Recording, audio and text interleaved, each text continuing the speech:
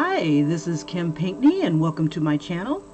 Alright, so today I am live streaming coloring with Crayola crayons. I was still trying to decide whether or not I wanted to use colored pencil or if I wanted to do crayons. So I'm still trying to debate which one I want to do. I think I'll start off with crayons, and then I will also do colored pencils. So first thing I want to do is sketch out another image, something that would be appropriate for crayons. I want to say it would be big, and what I'm going to do instead of coloring in this I was using mixed media paper.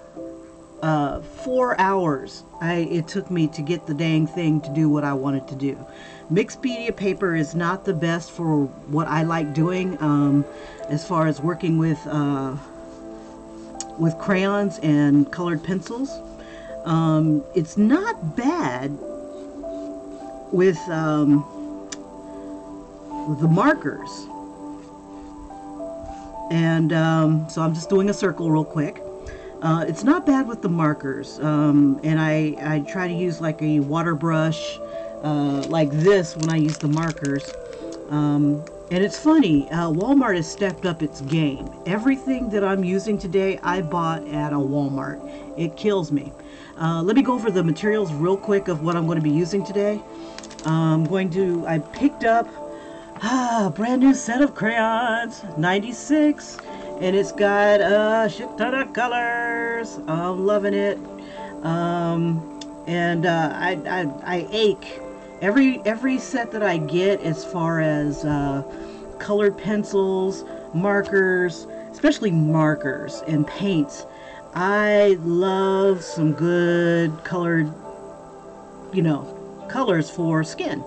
And this one seems to have what I want. And cool, it sucked, but my crayons had fell out in my bag, and I'm like, you know what, this is a great time to organize these things into skin tones and cools and warms and crap like that. And I'm like, you know what, I'm tired. It's 96 crayons I had to pick up. So I got some of my skin tones here merging into this area. I got some of my cool tones over here. I've got white, cool, whatever. Alright, so crayons. I picked up another set of blending stubs of different sizes. I also picked up some not scratch paper, but sandpaper. It was only like $2.50 or something like that, and it's just as good as having a like one of those sandpaper stumps to clean these bad boys. I have baby oil that I use to treat my paper. I'm going to be using cardstock instead of coloring directly onto the mixed media paper because it sucks. I'll show you a picture that I had done with I don't remember if it was crayon or, yeah, it was crayon, with the crayon with baby oil over it and whatever. But anyway, yeah, I accidentally got baby oil on this bad boy, and what I did is I just have like a spare board, and I just paper clipped a couple of I just cut up one of the sheets, and now it's my block, and I just use this to clean my old blending stuff. So yay. But I got baby oil on it, but it didn't make a difference. It's still nice and clean. It's not greasy or anything like that. So woohoo. Okay, I got my regular pencil. I usually use this 0.5. I really like thin lines. I don't like using the 0.7, and I don't like sharpening all the gosh darn time. I've also got a kneaded eraser. This I did not pick up at a Walmart. I picked this up online. This is a hot air gun. I swear by it when you use Crayola colors. You can get a lot of wonderful things with a blow dryer or a hot air gun effects that you can do on those crayons that, otherwise you're like, I don't want to ever use these ever again. Okay, so I got that. I also, for giggles, picked up another set of Crayola colored pencils. So either later on in the video I'll do colored pencils, or just I'll split it and just do a separate one for the Crayola colored pencils. Doing the same thing on cardstock, treated with baby oil, and doing kind of like a portrait or whatever with the colored pencils. So this time, this one, and also for giggles, I also picked up some glitter crayons. It doesn't appear that the glitter crayons came in this 96 crayon set. So I picked them up, and they are exactly what I thought they'd be, crayons with glitter in them. So I want to see how these guys react when I set heat to them. Okay? So we'll have a little bit of fun with that as well. Alrighty, so let's, without delay, I'm going to do steampunk with a person of color. And why is basically, you don't see very many. You see, and I like to think that people of color are in all kinds of fantasy and things like that. It's just like it's a forgotten race. It's like you see space fantasies, but they don't have black folks in it. Very rare. You know, will be like one person. It's like, ooh. Lando Calrissian is representing the whole of space, you know, for the black folk, you know, things like that. Maybe Samuel L. Jackson. You know, you can count the black characters on one hand, basically. But they love to throw in a whole bunch of other creatures, which is cool. I don't mind being the minority, I suppose, when there's a whole bunch of others to represent their little races and whatnot. Anyway, I digress. But I like the idea that there's a whole culture around in a steampunk type of thing, genre. So here I am perpetuating it. This morning I was trying to spend time thinking about merging what a steampunk, like, African nation would be like, or even any nation that is implementing steam, but usually have nothing but, you know, they're usually a more what's the word, natural, rather than working with metals and stuff like that. It's like they're just a burgeoning nation, you know, one step away from mud houses or grass houses or things like that, and then, you know, merge with steampunk. You know, so you'd have like more of nature oriented type of equipment, things like that, bamboo, things that would work, that have nature in them. And that's what I was kind of coming up with, but it was kind of hard to, I wanted to have it more flamboyant so I could use my glitter. So I was looking up just different photos on Pinterest and things like that. Found a whole bunch of really cool poses, things like that. I'm not going to put a whole bunch of detail into this line art, because that's where the detail's going to come in when I do the transfer.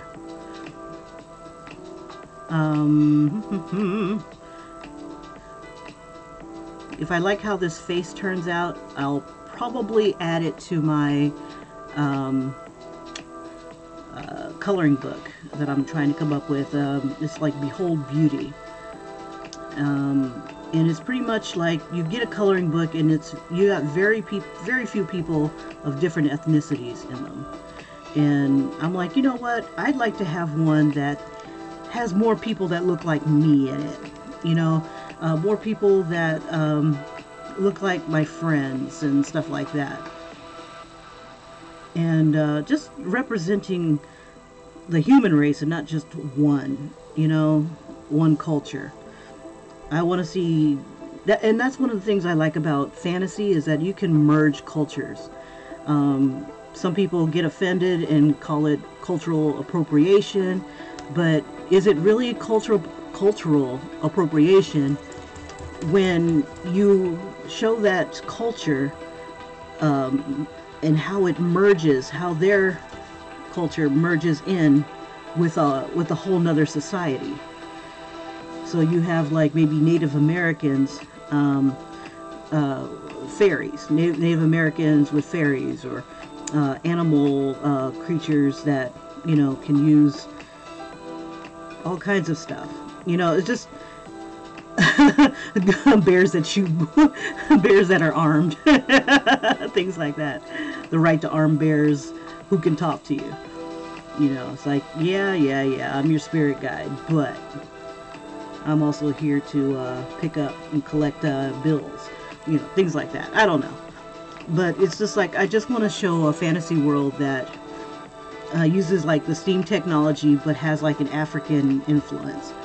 And just wondering how a technology like that would look if it was with a Japanese or Korean influence.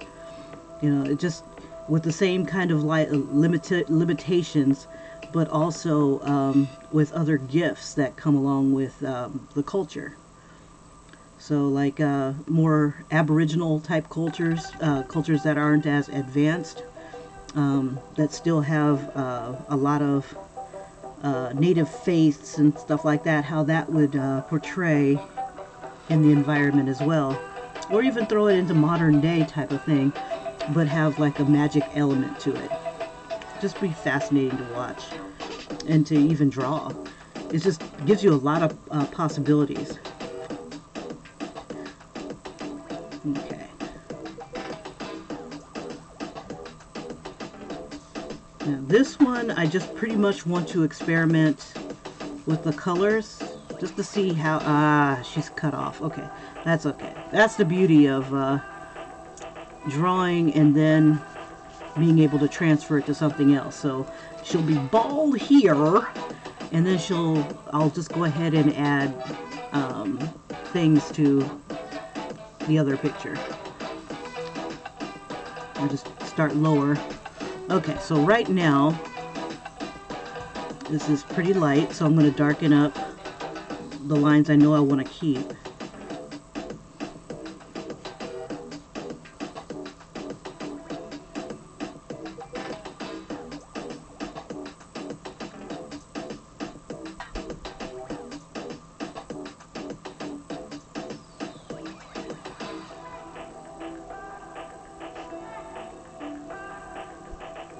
And if you have any questions or suggestions, just let me know. I'll do my best to have a video every Saturday and possibly Sunday, as those are my days off. And once I have more days off, like with the holidays coming, I'll be able to put up more videos and draw more. Yay! And what I've been doing lately, like when you don't see me on camera, I'm pretty much drawing while I'm heading to work. I'm on the bus and I'm drawing, and it's awkward depending on how the shocks are on the bus and how the bus driver, you know, drives. That makes a difference. But you learn how to control your pencil and kind of get into the same tune as the bus. So like if it's bouncing along, you lift your pencil up, you're drawing really lightly. You don't outline at all unless you're at a stop, a hard stop, because sometimes when the bus is stopping, you end up jerking, and that sucks. Why draw on the bus? Because I spend like almost 2 hours on the bus, so it's time well spent. Either coming up with ideas, or just getting some drawing in. On the way home, I take a different route on the way home, so I don't get to draw. And by the time I get home, I'm exhausted. Oh my goodness. But I still think about drawing. And that's part of the key, is like, if you can't draw, at least consider what you can draw or what you want to draw. That way your time isn't wasted. You know, it's like, I wish I was drawing right now, but what would you be drawing? And kind of visualize, you know, what you want to draw. Sometimes I will take the time to do some research on things. Like, I'm trying to teach myself how to draw graffiti, because I think that graffiti and the elements and the colors are just so amazing. Some of the artwork that I've seen, that I'm like, you know what, I'd love to try that. So one of the things I wanted to come up with was my own little graffiti tag, and that's usually, I guess, to be anonymous. I've seen a lot of people draw on, and I don't understand it, but I think I kind of do. They draw on stickers that you would get from the post office, and I thought that was kind of, I didn't like the idea at first. I still kind of don't, because I think it takes a little bit away from the art itself, but then it's like, it's also a way to do graffiti. I mean, you have a wall, nobody asked you to draw on it, and the stickers are the same way. I mean, they're supposed to be meant to do one thing, and you can still see the Postal Service items and stuff like that, the words on that. So it's kind of like its own little rebel thing. I don't know. I think it's pretty cool. Now that I've given myself a chance to accept it. But I'm like, why would you spend like use a $10 marker on a free sticker? You know, when you're putting all your artwork and things into it, and then you've got, I don't know, but it's kind of like, well, from what I kind of gather from it, it just reminds me of drawing illegally on a wall. You know, it's like a rebel type of thing. You're making a mark, and what makes it cool is that you can see where you're kind of sticking it to the man type of thing. I don't know. If you can't illegally do it on a wall, which would give you a prison record if you get caught, it's only a matter of time. This is one way of doing it, and you're not hurting anybody. So, that you think. Printing those things in color has got to cost something, but, you know, it's still an art form. So it's not so bad. I'm not going to do it. If I'm going to do stickers, I'm going to do them on plain sticker thing, and that's cool. But I do like the idea that it's kind of like that wall. I don't know. Maybe I'm just not making sense. You got to see the videos to talk about it. And I think I'll put a link onto the ones that I've seen. They're really cute. Okay, so here's the basics of a face. It's not the face that I'm using as a reference, but it's close. I've taken elements from it. I like her lips. I like the shape of her face. I like the calm look on her face. Okay, so what I usually do from here is I take cardstock. And cardstock usually looks like this. This is like 8.5 by 11, and you can't see through it, you know, because it's meant to be printed on. But once you treat it with baby oil, just like I usually use Bristol paper, this is about the same consistency of Bristol paper. You can treat it with baby oil, and it becomes transparent. So let me get one that's a little bit better than these two.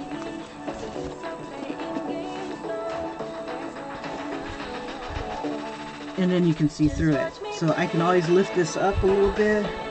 I'll lose her shoulder. And I would start to trace.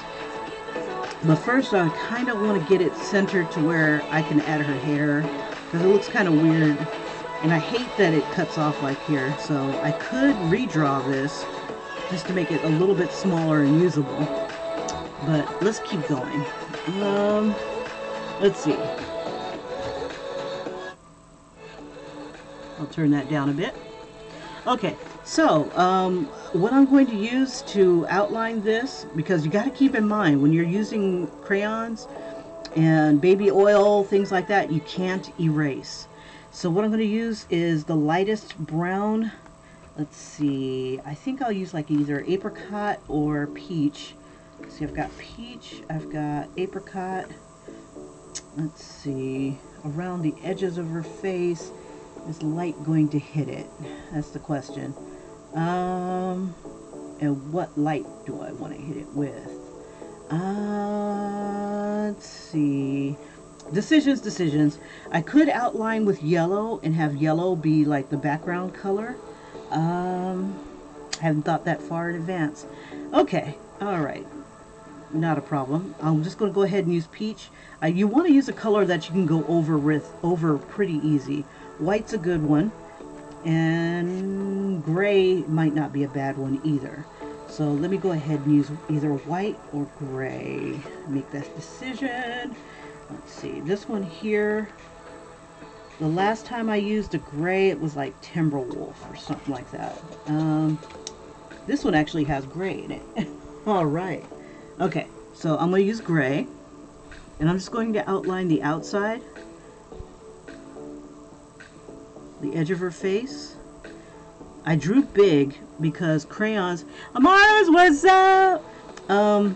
Crayons are, they get dull. So, and you don't want to draw anything smaller than the tip of your crayon. So I want to stay big.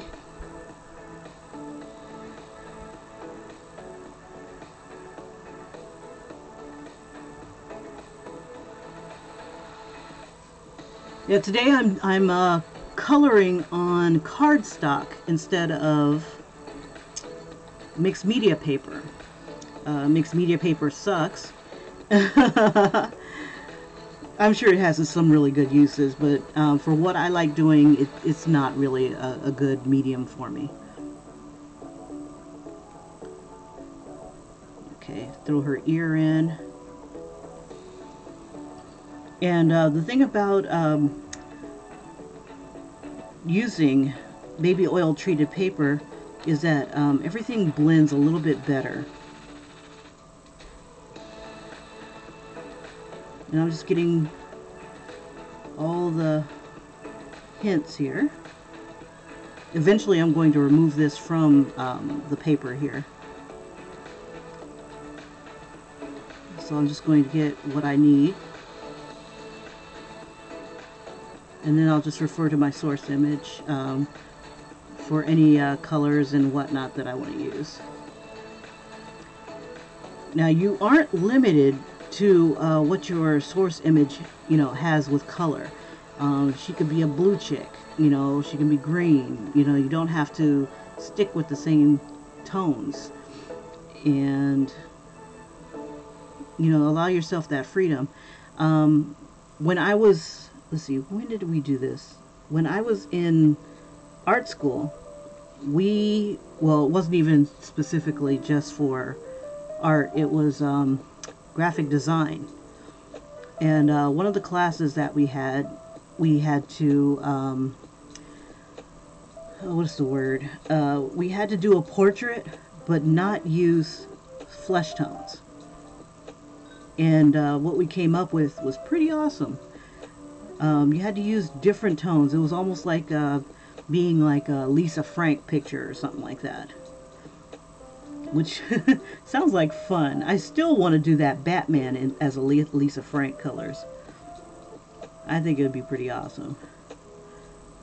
And if you're familiar with Lisa Frank or don't know who she is, or it's basically a lot of, it's like color just threw up. Doesn't use any blacks. Uses like pinks and blues and oranges for like shadows. things like that. And it's usually like kid stickers and coloring books and things like that. Let's see. Now if I lift that up, yeah, it's not too bad.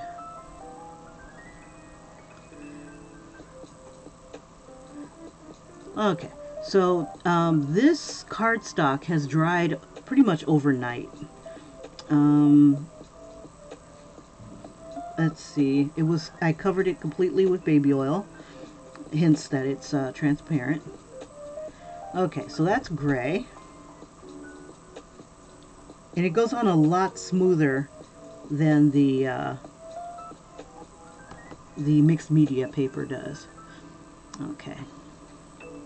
Let's see. Now, one of the things I do like to do with my source image is I do take the tones that I see. I use a source image for when I do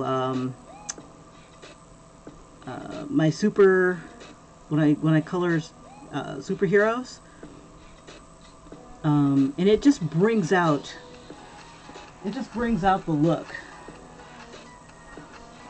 I apologize. I've been waiting for a call from my son, and it's not him. Okay, I'll have to catch up with my daughter in a bit.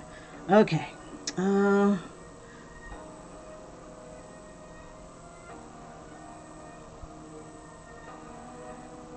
Alrighty.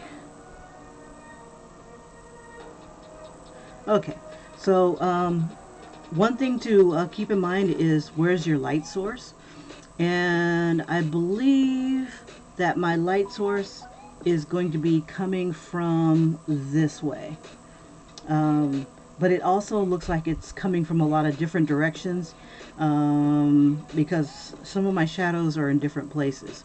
So I can choose one light source, or I can choose multiple light sources. I haven't decided yet. Okay, I'm going to lift this up, and that's what I have. And I'll probably just color on the back of a board. There we go.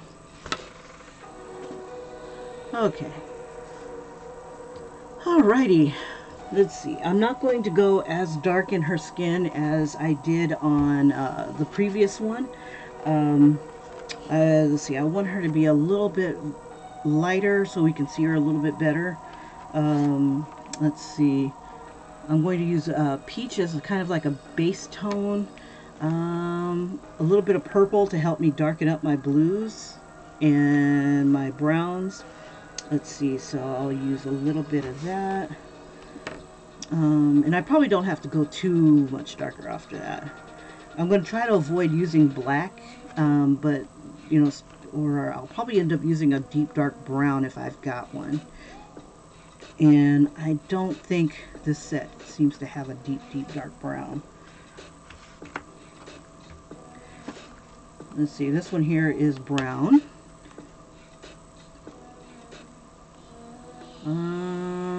In this color here.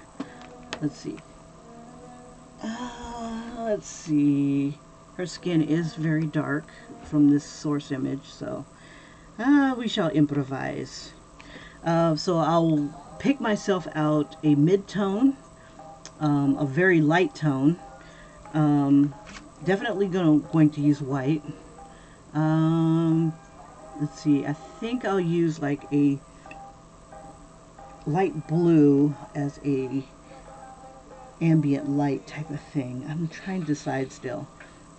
But if you want to go by the colors in your source image, that's also an option as well. Let's see. She uses, I think they used a blue light on her. Okay, so we'll do something similar to that. Let's see. Okay, this will work. Okay, so this with white will make my light tone. This is like where the highlights are, the biggest, brightest highlights are. Her mid-tone will be kind of like this purple and a brown together. And then probably a deeper, darker purple if I can find one. There we go, violet purple for the darker tones. Okay, Good start, good start. So purple and blue. She's got very cool skin. Okay, so hair. She's got these kind of like Bantu knots. So I wanted to try to capture that, but I also wanted to throw like a clock or something like that on each knot. I love the steampunk everything. I love it. So I'm going to try to do that.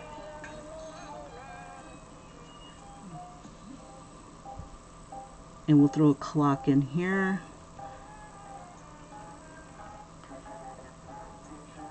These are gold, and I'm making her knots a little bit thicker. It's kind of like it's a braid, but it's folded on itself and tied with a tie. She has her hair kind of like in a little braid that comes down.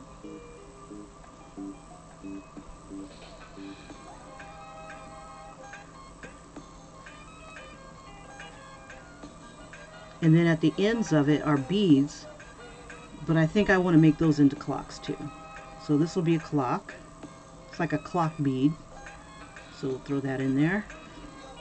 And then it kind of has a clock here, or rather a bead, but it has like a little bit of her braid right here, kind of closing it up.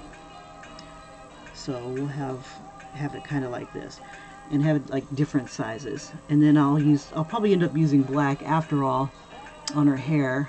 We'll see how it goes. And then it's kind of got like little parts in it. She's got like little baby hairs here. And her hair isn't neat. It's like it's been in this style for a while, because you can see how hairs are kind of like ghosting all the way around. And then I'll throw another clock here.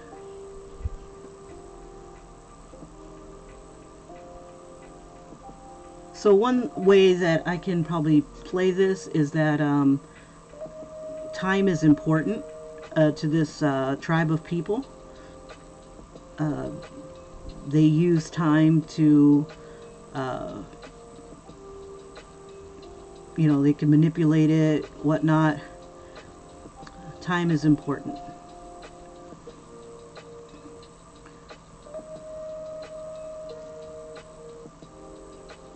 And then from my source image, I'm just going to go off and do different things. And just to keep with the same steampunk theme, I'm probably going to have these clocks.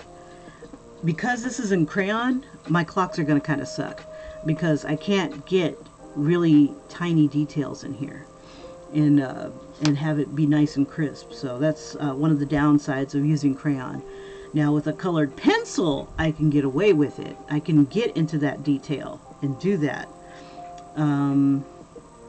Let's see. And then she's got an earring.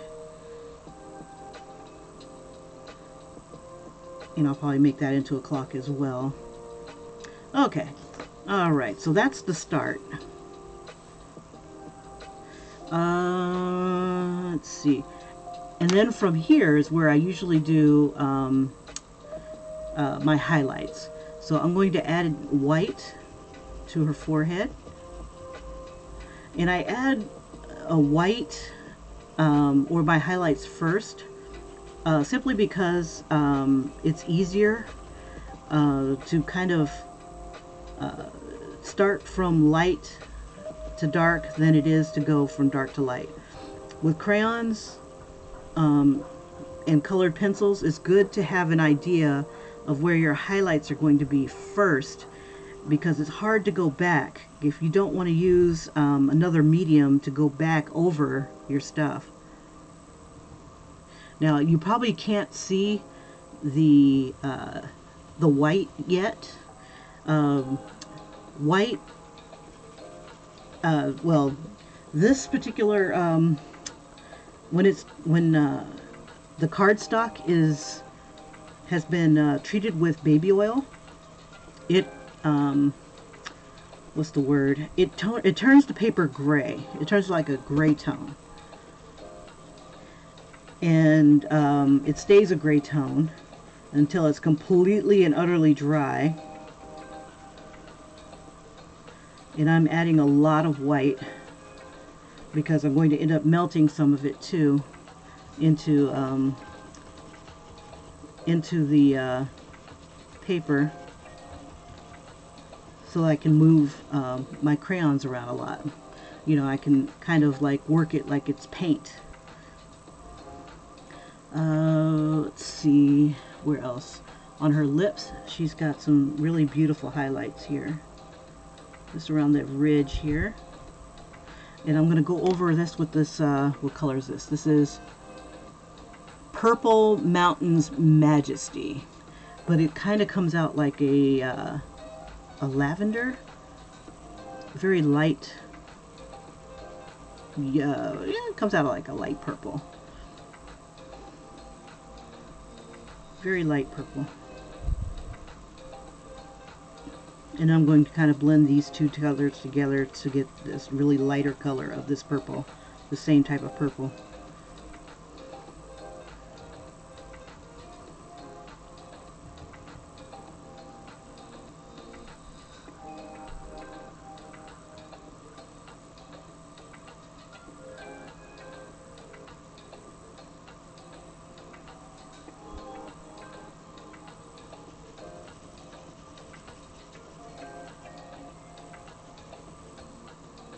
Okay. Now with this, you don't have to have a gentle hand. It helps, but you don't have to.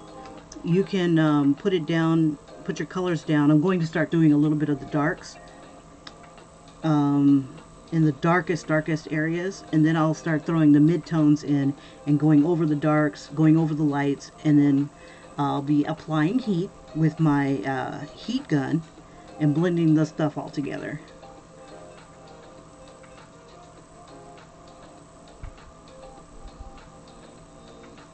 You just really want to get the colors onto the paper. You don't have to have a heavy hand, but you don't have to be gentle either. Okay, so where this is where a light is going to hit it. And I'm following the same tones as I see in my picture, but they're not precise. The colors I'm using are not the same as what I see in the picture. Like, I just went over the highlight when I was supposed to be on the other side of the highlight, which is not a worry. Crayons can be forgiving with the heat. You can go, you can apply heat and white, and you can go over your mistake. I did the same thing with a Supergirl picture. I had colored her pants the wrong color, and then what I did is I finally caught myself. I was like, oh crap, and just, you know, put white. I melted white onto it until it turned white, and then I went over it with the color that I meant to have and melted that color onto it, and you can't really tell the difference that I had made a mistake earlier. They just seemed a little darker. But that's another way of making stuff happen that you mean to happen. You gotta kind of think of crayons as kind of like wax. It's something that's going to be melting, and I just really want to get it into the paper. Now, I don't usually use cardstock, so this is my very first time experimenting with cardstock. I know how it works with Bristol and watercolor paper, but I've never used it on cardstock. And I'm assuming that cardstock is similar to Bristol, that it's thicker and heavier and should be able to hold this stuff. Okay.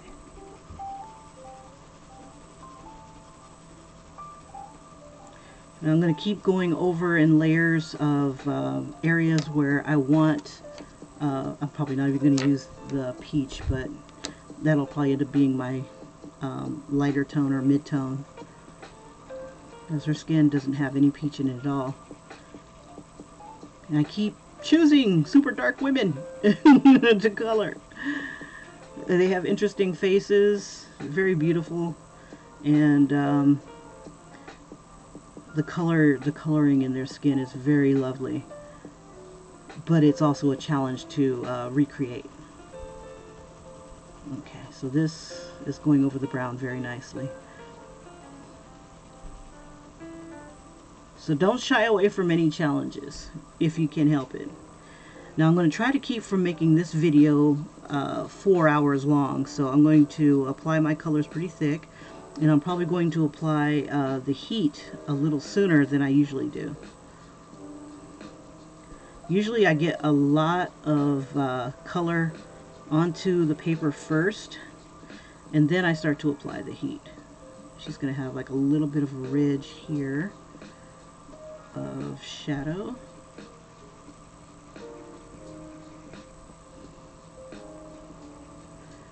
And when it comes to coloring the face, it's good to know the planes of the face, but also study your source image. Their planes may be a little different from the norm. Like their jawline might be a little more receded or less receded than what you would normally see. Now, it looks like it lightens up just a little bit in this area, so I'm going to use a combination of the peach and the purple and the brown to try to capture that color. So it's almost like you're painting, but not quite.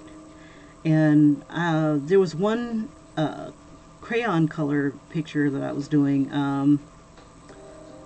What was it called? Loki. I was doing it out of a coloring book, and I had so much wax on the paper that I could move the stuff like it was paint. It's like I was mixing and molding colors. And I'm like, oh my gosh, I don't want to stop. It turned out pretty good. I think mahogany would go well with this too. It's like you really want to look at your source image and just see what colors you have to work with. And in a second, I'm going to pull the link of where I found this image. Let me get that right now. And I'll put that in the chat. Give me a second here.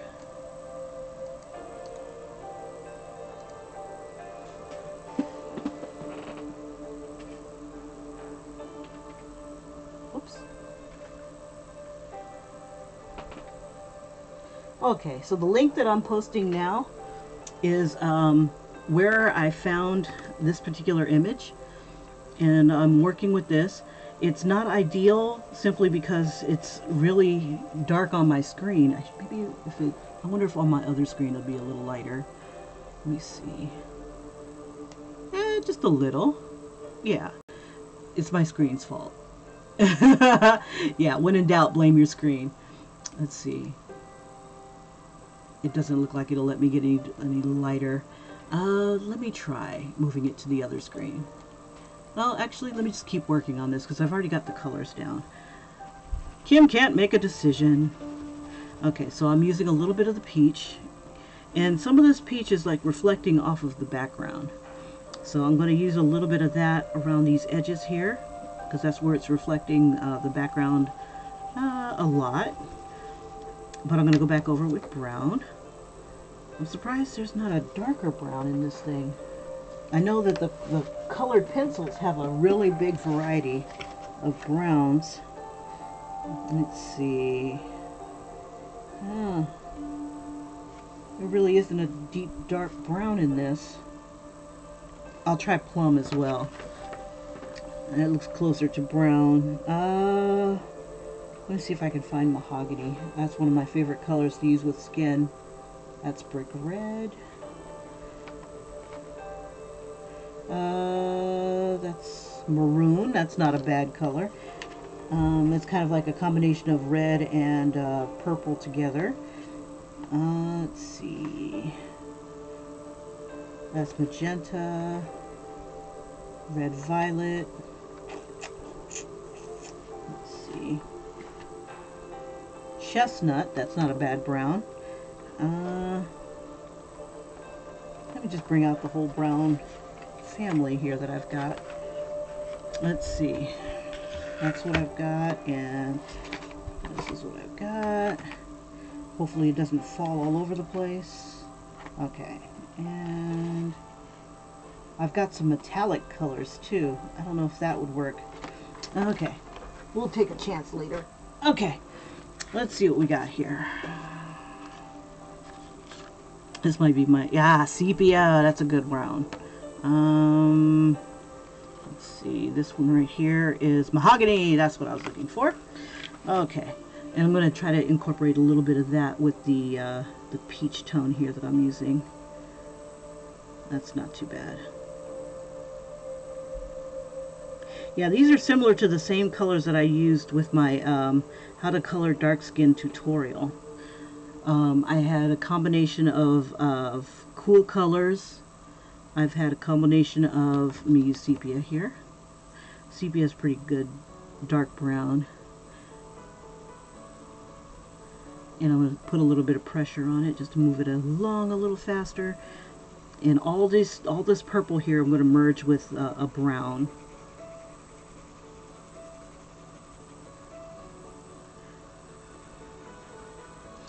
Let's see, except when I'm not.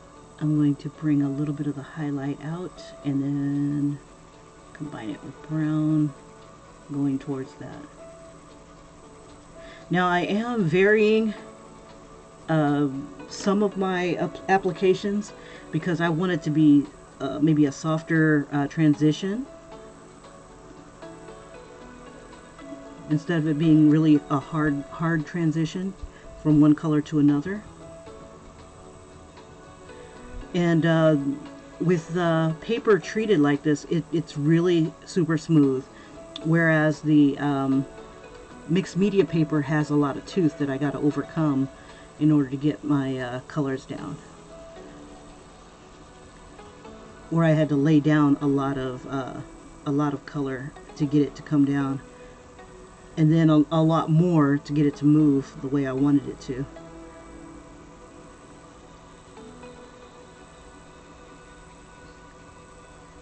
Now I'm going to throw a little bit more of this in here because there's a gentle transition with the highlight here going towards her lips. Now when I color, I'm all over the place. My hand does get tired by just working in one spot. And if I see similar tones, similar colors, and I hate switching pencils all the time. So I try to put as much of one color in its area before I have to switch again to a different one. And I know when to switch when I want to get, like, I have this brown here, but I look at it and I go, okay, this needs to be a little bit darker than what I have. So I switch to see if I can get it darker to where I need it to be. Now this is a really super ugly stage, and if you do what I do, you will end up having an ugly stage. But you know, stick with it, take a break or two, and come back to it, and just keep working it, and it will get better. I guarantee you, the more effort that you put into it, it will improve. Try to stay away from black if you can, unless it super calls for it and no other color will help you get there, okay? Because what it does is it helps you with your color harmony, and black is very overwhelming and absolute. So once it starts getting in there and you have black in there, you really can't go lighter unless you start doing that layering technique with the white and trying to bring things, you know, brighter.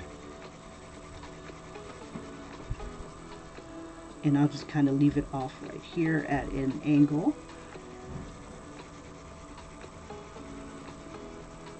Now, you also need to be very careful of what kind of surface you use to color on, because this is picking up the board surface.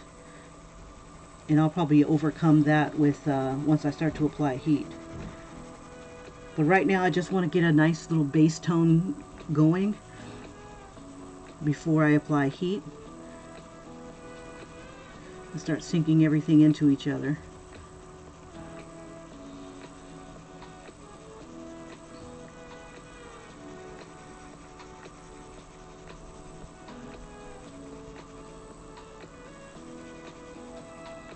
So this part right here is kind of like a Y shape.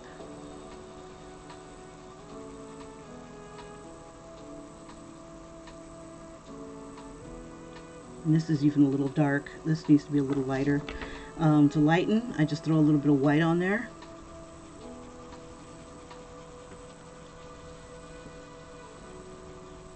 And I'll end up melting the white and then adding another, and just keep adding white. I'll put the color that I do want on there, which was this one right here. This one was the Purple Mountain's Majesty. And put that back on here. And just keep layering it with white and the Purple Mountain's Majesty.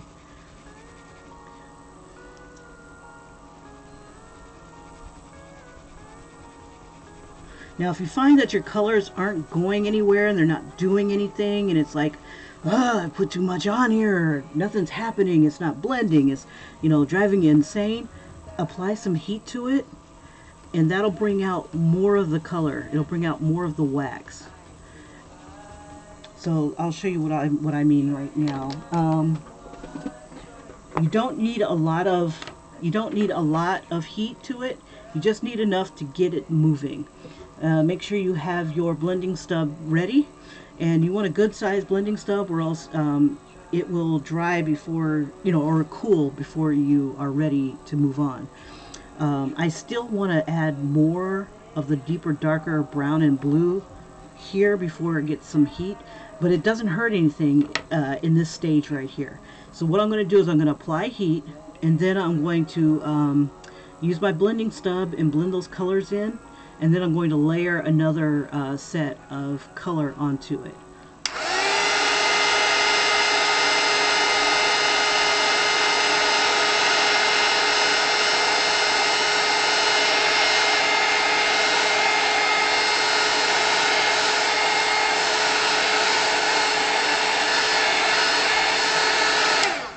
Okay. And you only really need to apply a few seconds. And that'll get it going. And you see how it looks when it starts to move around. I don't have enough of the wax on there to really get some really great movement, so I need to apply some more.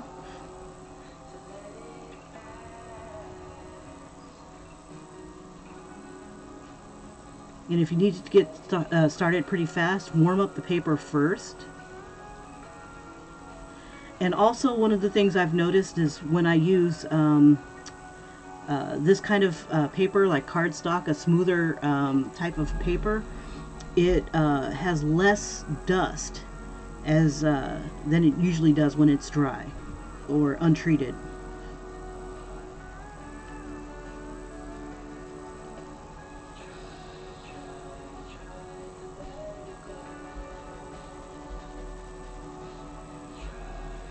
I'll go ahead and get to the tone that I want on here.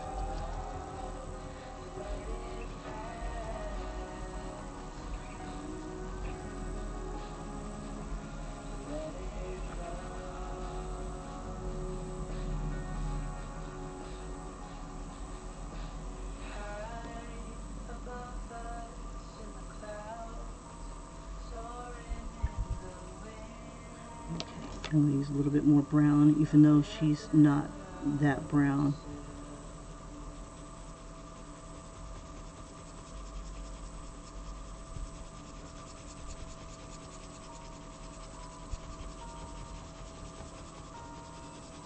And it doesn't hurt to have a base tone on here. So if you are one of those people that like to go through and add like color all over, that does not hurt, because not only will it make it go just a little bit faster, it gives you that extra bit of wax going down.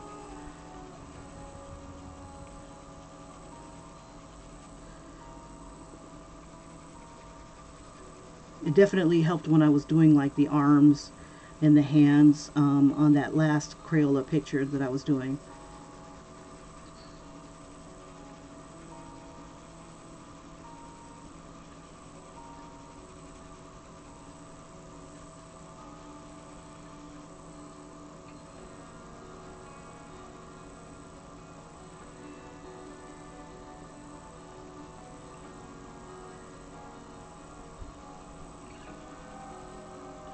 Okay, I'm going to melt that some more and then rub it in.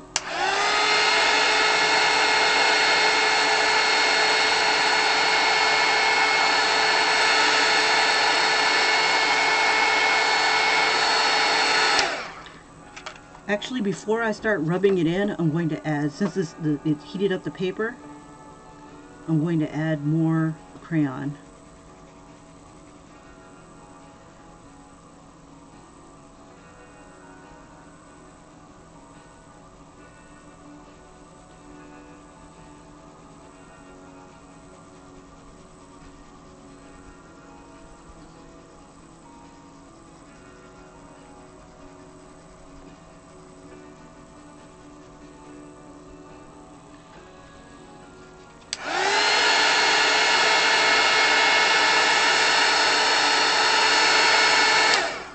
So I'm going to throw the highlights on first.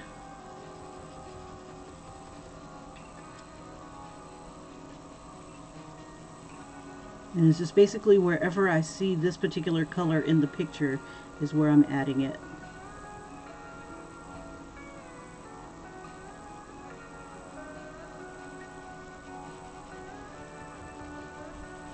And it goes right on into her hairline and on her nose.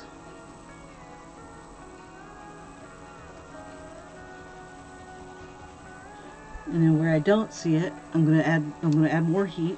I'm gonna add more color.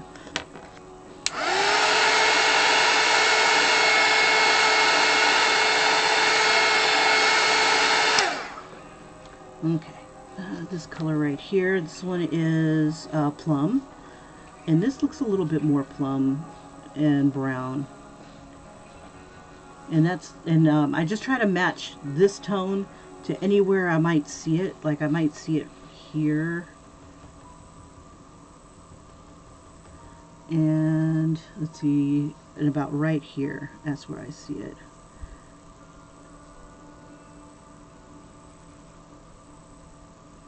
And I see it kind of on the edge of her nose.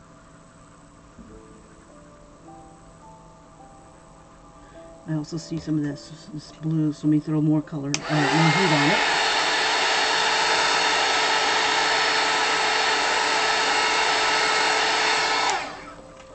Alrighty.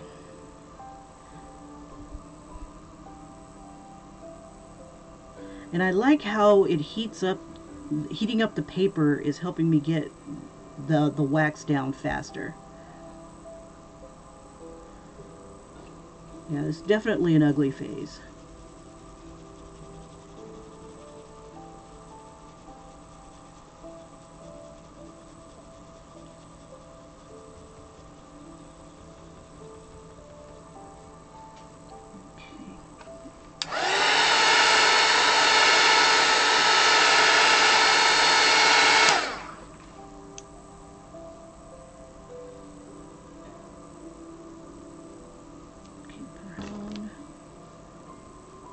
This is brown, right? Yeah.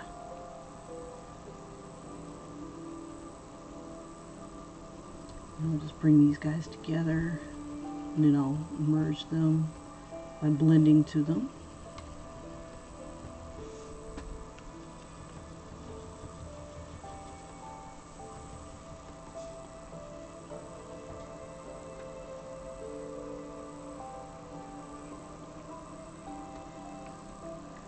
And then make sure you wipe off the tip of your crayon so it doesn't have so much dust. And I'm just going to throw a light layer of brown here. And I'm just trying to match as best I can what I see in my picture.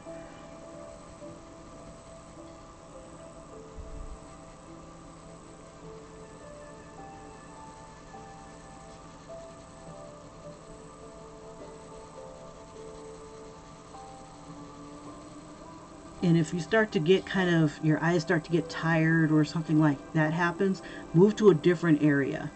If your arms are tired and you've been working on, you know, the same repetitious movement too long, do a different area, because that might help you relax your hand a bit.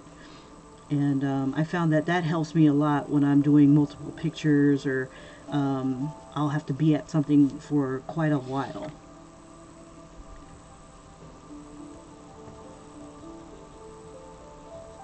And don't be afraid to turn your picture around.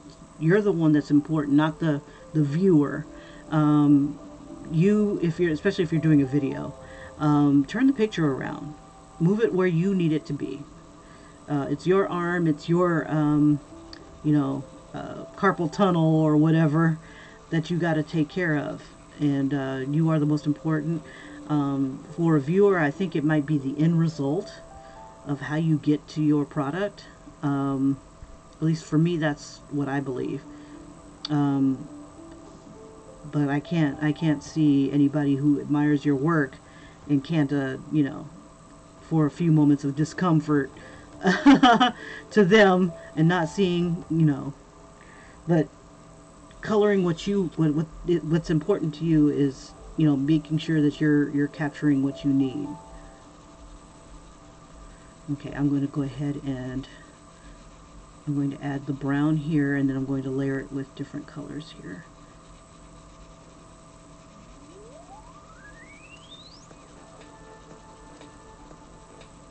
Now, one of the things I like doing is I hate copying something 100%.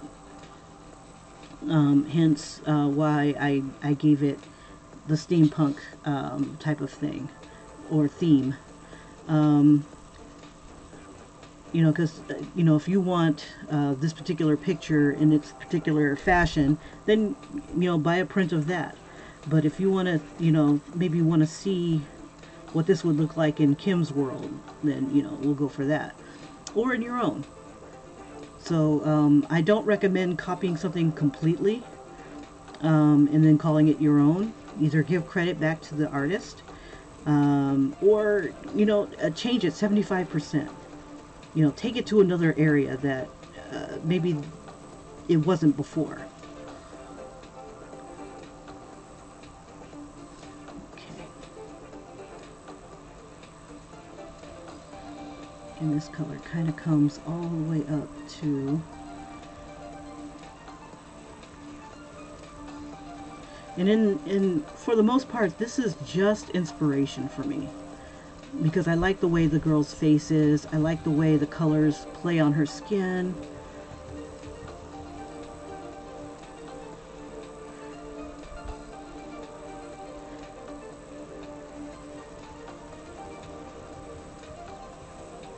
And I want it a little bit darker. Let's see, darker, darker, darker.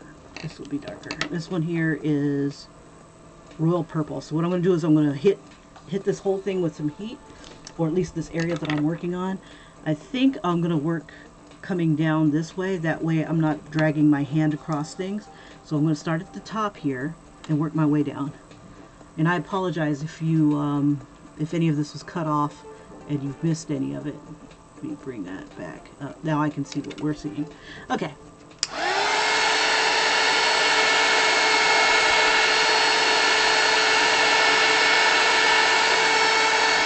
Okay, what I did is I just applied heat to it, and I'm going to add more color of what I think would be here. So this looks like the plum color.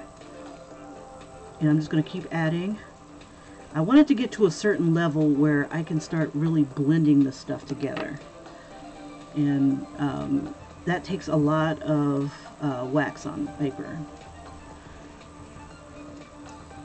Now one way of melting the crayons, because right now I'm working kind of like in layers.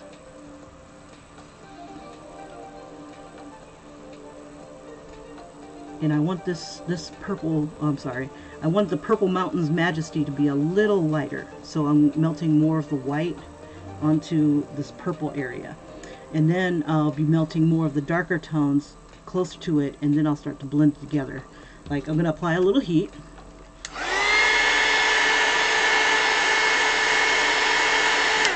Okay. And you don't want to hit it longer than a few seconds. And then I'm just going to soften the edges here, kind of blurring it a bit, and get them into the tones that I want. That's what I'm trying to accomplish. Just soften it up, merge them into each other, and get them to kind of get to a point where you can't tell one color ends and the other color begins. Just really blend. Now I'm applying some pressure to it, and you'll notice that some of the color will start to rub off, and then some of it will blend. And I want it to be darker. I want to look at it and I go, okay, this is nice and light, but I need this to be darker. So like in the center of it, it's dark. And if I can't get it darker this way, by just applying a little bit more, I'm going to apply a little bit of heat to it. And beware of the little bits of flecks, because they're terrible.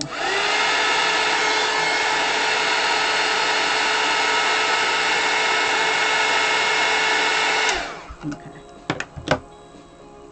So add more. Don't want to add too much too fast, because when you do, it's kind of hard to make it go where you want. And if I apply that much to that one, I want to apply almost the same amount to this. It is nice and dark now, so I'm going to throw a little bit of brown on it, because it's like a muddy plum.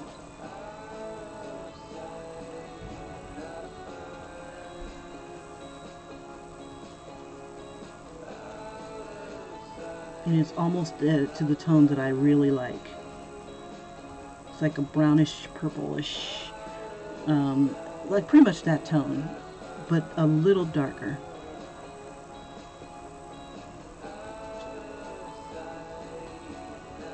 And I just want to kind of stay in this area here. Okay. See, now I've got the little flecks. I got to be very careful of that. So I'm going to take that off by brushing it just a little bit. And it's good to have a brush nearby, or if you don't have a brush, really light touch, just wipe it away with a rag. If this was really wet still, like maybe an hour into being dry, it might smear. That's how it's not bad to wait 24 hours or 8 hours for this paper to dry, but if you get impatient like I do sometimes, and you jump right into it, you may end up smearing, because the wetter it is, or the more baby oil on here, the more it'll want to smear and blend. So depending on how much you need to blend, you can also add baby oil for it to do more movement of tone. So that's also something to keep in mind. If stuff is still not blending, still not moving, you got a ton of stuff on here, just take one of your blending stubs like this, add it to a little droplet of baby oil, and go for it. If you find that it's still not doing what you want it to do, maybe you've got like an excess of crayon on your blending stub, clean the blending stub. Sometimes some things respond better to a clean dry stub than they do with one that's already loaded with color. So just some things to keep in mind. Now this is also a medium that requires patience. It took me 4 hours on another one, because of the paper, I was trying to overcome the paper. And what I'm trying to do is kind of get a nice happy medium to where I've got the shadow, the highlight, and then her natural skin tone type of thing. And I've got them blending together in the tones that I've been looking for. So this is the tone I'm kind of looking for. It's beautiful, it's bright, and this is merging out into the highlight in a nice purplish fashion. It's kind of colored the highlight a little bit, which is fine. Now I want this side to kind of mirror this right here. So in order to do that, I'm going to wipe off a little bit of this excess. I'm going to heat up the paper a little bit more.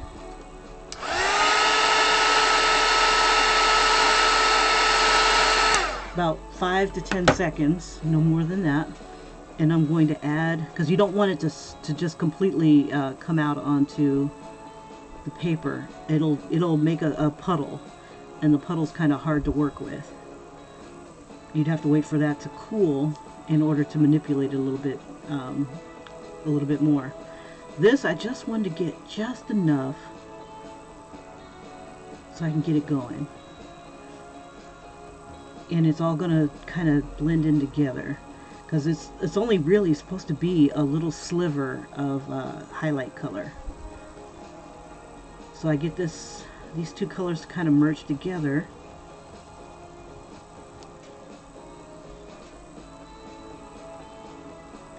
And you know, this is not a bad time to start implementing some of this glitter crayon into her. So maybe she's like more of a mystical creature. And I think I want to use some of the glitter crayon just to see if it would kind of give her that ethereal look. So let me see. If I've got like a light blue. Yes, I got a light blue. And I'll use this light blue, and it's white here for her highlights. Just for giggles. Okay. Giggle, giggle, giggle. Kiki, kiki, kiki. And it looks like it comes with two whites. One of them might be white, and the other one might be, let's see, it doesn't really give me a name. Let's see about this one. It just says scintillates, but they both look like they're white. So it is what it is. Okay, so I'm going to use a little bit of this. Let me heat up the paper first. Maybe that'll make it come out faster.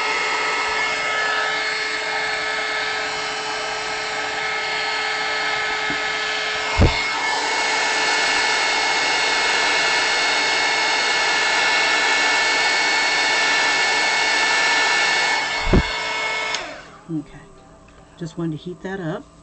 I'm going to throw some of the blue down, and then I'm going to also throw some of the white into it as well.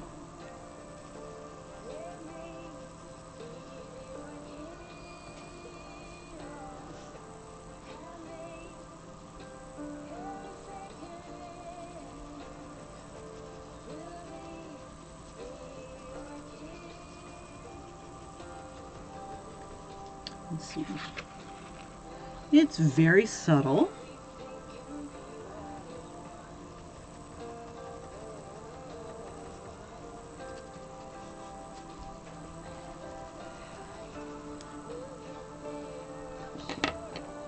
Let's see what else happens. Let me go ahead and blend these colors together.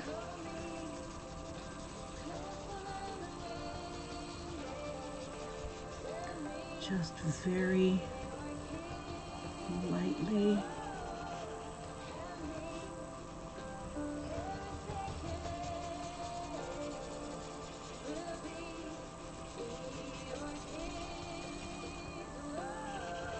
Now you'll see with like human skin, you'll have like multiple different colors to play with. You just gotta really look. Like this particular subject, she's got a lot of purplish tones She's got a little bit of peach tones. She's got some blue tones, probably because of the light and the lighting. And I'm just going over some of these other parts. I just want to kind of make them look like they belong together.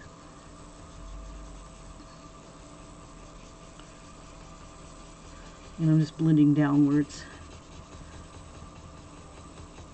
And I'm just trying to copy kind of what my source image has versus what my coloring is.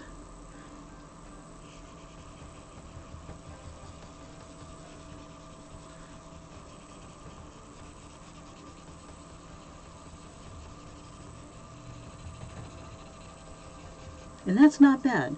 I do want this to be a little bit darker, a little bit richer, because I've rubbed some of it off. So I'm going to go ahead and add, let's see, do I want to make it, let's see, let me use a little heat.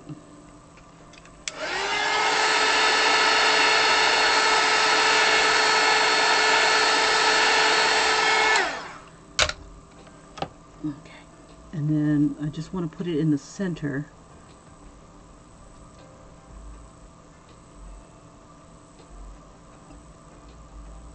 And I think I want to add a little sepia to it.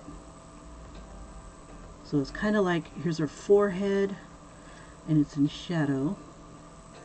And the light's coming kind of like, either hitting it like this, because in order to have a shadow, it has to come up a little bit. So maybe her forehead comes out a little bit, and that's creating the shadow. Kind of like a ball.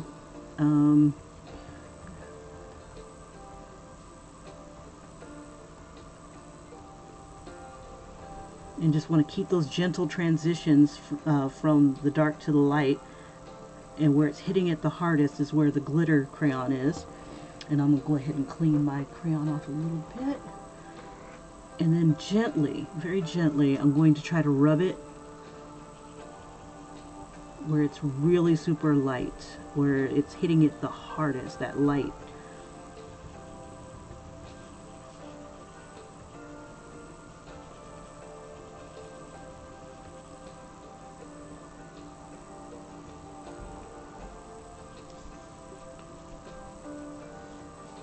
And if I need it to be even brighter, I'm going to melt a little bit of this onto here. So let me give it a second.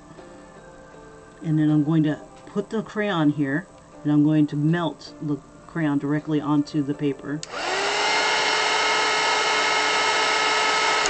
That's only until I start to see it kind of move, because I don't want too much on there. Just enough to be super hot.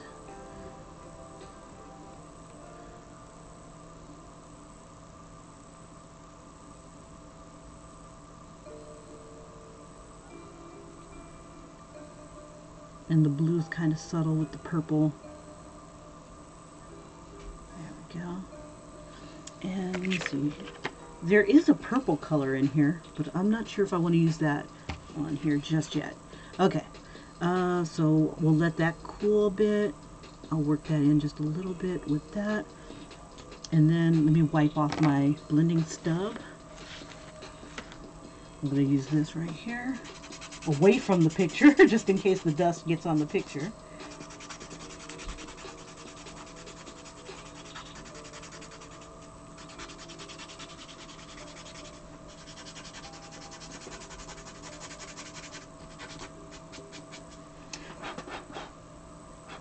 Okay.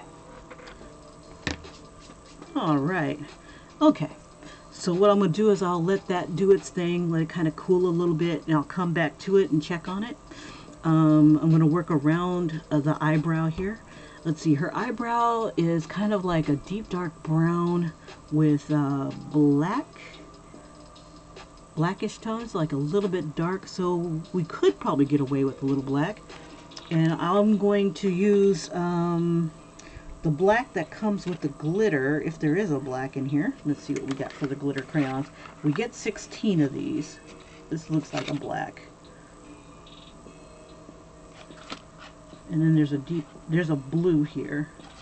So what I'm going to do is I want to try, excuse me, I'm going to put the color down first. I'm going to put like this light brown first.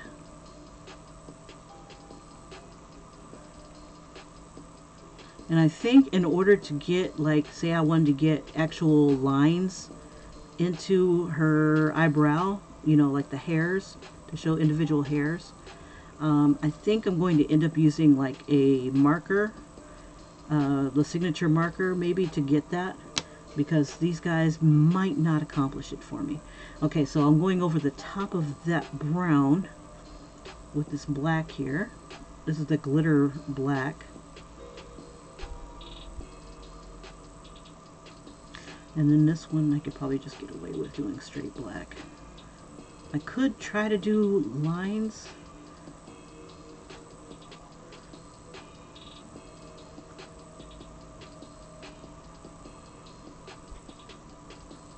And then we'll just color it in with the brown or the sepia here. Sepia is dark.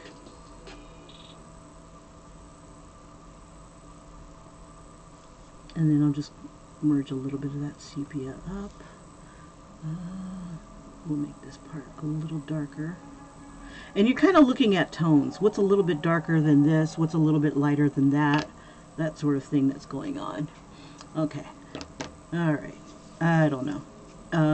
This black is not as black as I was hoping it would be. It's like, what do you want from me? I'm a glitter crayon guy.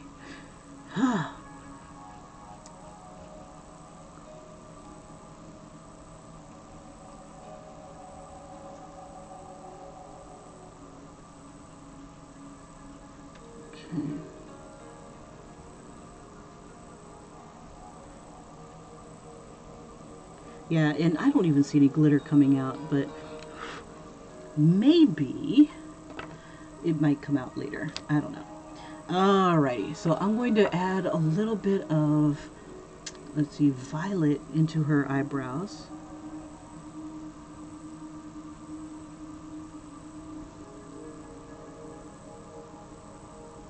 Just to give them some shape.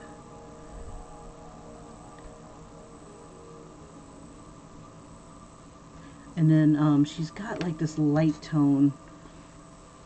It's kind of like white here. Let me heat that up a little bit so the white will come out a little bit better.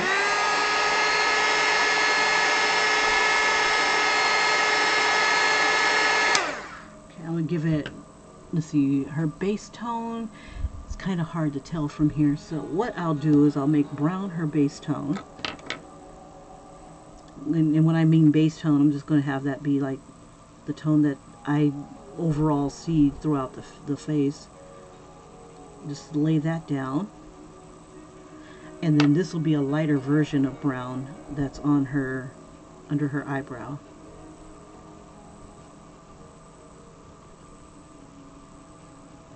Let me make it a little...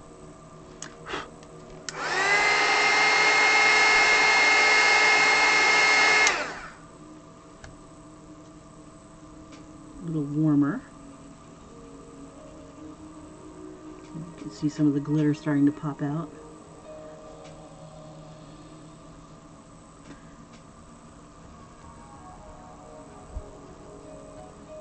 And I'll use a little bit of the glitter here.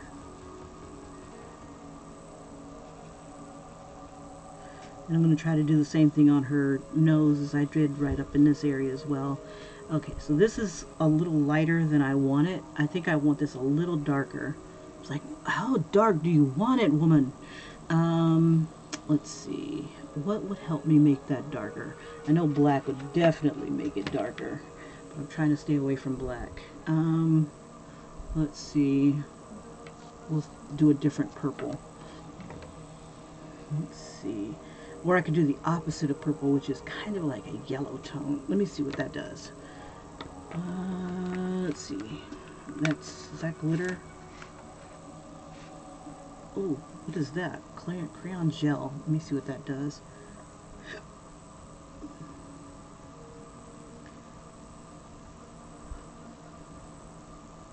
Let's see. Where is that color chart? It's covered. Oh! let's see. So opposite of purple is like the yellow green. Okay, so if I stick with those tones, I might be able to get a deeper, darker purple. Let's see. Dun, dun, dun. Let's see. Yellow green. Okay. We'll try this one. And we'll pull out this yellow here. Okay. Alright. So we've got our violet purple. Let's keep that up. We'll throw the yellow green or inchworm. We'll throw inchworm onto here. Now what's supposed to happen is that it's supposed to make it kind of black. A deeper, darker color. Okay, so we'll let inchworm be, this is like the darker color, and then it starts to get light again as it goes towards her brow line. We'll let that cool just a smidgen. Okay, I'll throw a little purple on here. Melting the crayon just a smidge. And let's see what happens. Are you going to blend like you should and become darker? Yeah, it's giving me that dark color. It's like you use one a little bit more than another, just to get that dark tone. And I want to still keep that kind of halo around it. Nice. That will work. That'll do, pig. That'll do. Okay, so I gotta let that cool because it's getting kind of smushy. I've got a lot on here and it doesn't want to act right. Okay, so I'll let that alone. Let that cool. Cool. Okay, and then go back over it with plum in a little bit. So any place that I wanted to kind of get that kind of tone, that's where I need to add that green, that inchworm. So I'm going to add a little inchworm to a few places on her face. I'm going to add it down here in front of her lips here. I'm going to add it here. So let me heat up some of these areas.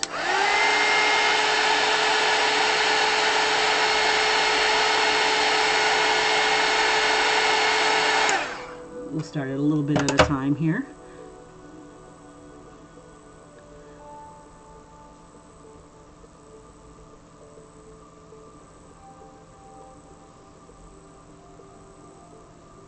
And I kind of did the same thing on my Spider-Man coloring in my coloring book series. You see me using like weird colors for Spider-Man, and then I come back with the right colors and they look brilliant. Okay, and I just want this where it's going to be the deepest, darkest of its tone here.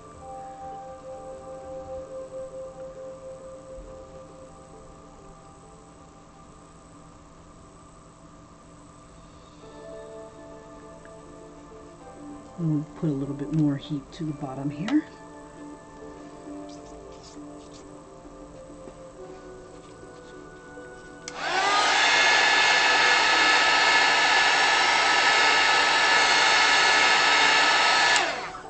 Yeah, I do want it dark enough so that when I do apply purple, it'll have to be a lot of purple to make it dark. Okay, so that's that there. So if you need to blend, use the opposite of the color wheel and you can get your stuff darker. You can get it to blend. Let's see. Okay. Let that cool for a heartbeat. Let's see. And I'm going to add more of that light blue, glitter blue. Right here. We'll start working on her cheeks.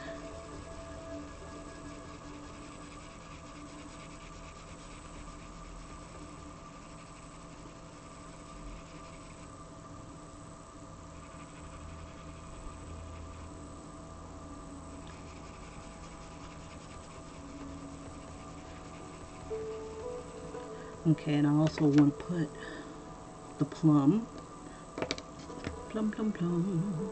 Oops. Smush it here. There you go. Alrighty. I'll just add that.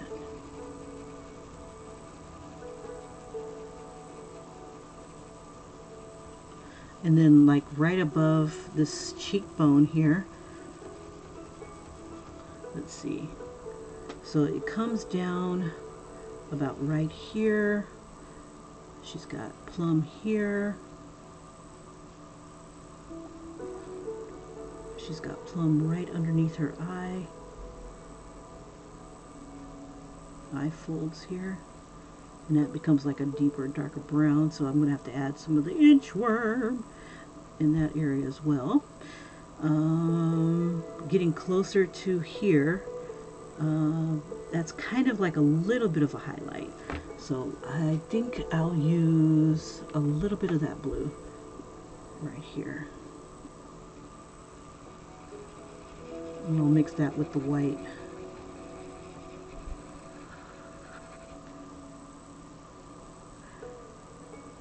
I'm gonna throw a little bit of inchworm there too. Okay. Inchworm.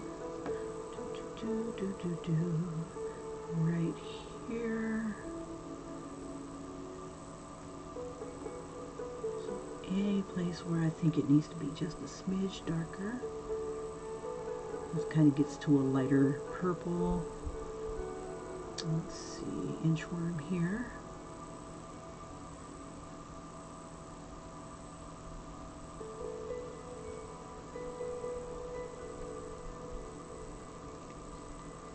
Okay.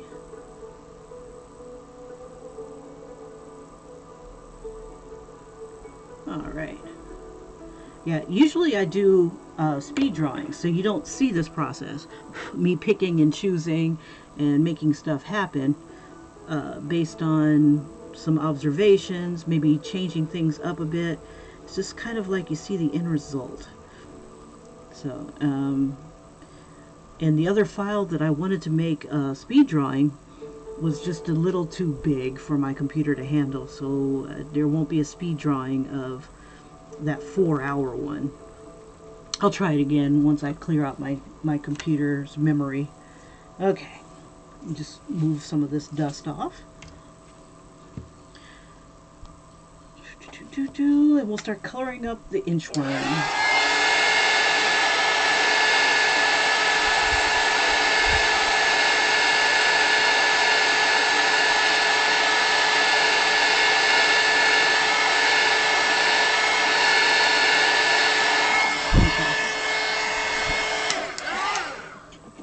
First, I want to throw a little bit of white on, just for lightning's sake.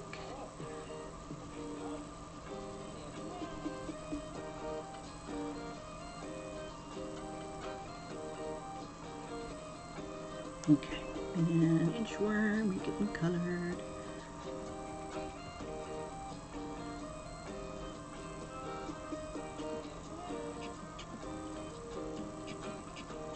And then just very gently up above the inchworm, start adding more purple.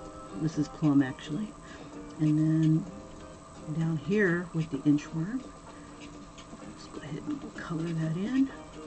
Now if you feel that you're not coloring it in enough, like say you threw a color down and it's like, oh my god, it won't go away, give it a second, let it cool a little bit, and then apply heat and try it again with the color that you need to cover it over. It just needs to dominate more. Okay, so.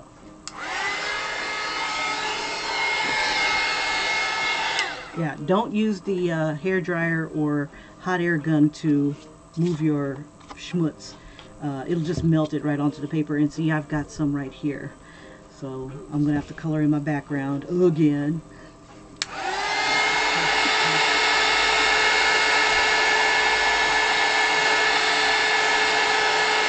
Okay, so I just applied some heat so I can get this to come out a little bit more. And a little bit more here.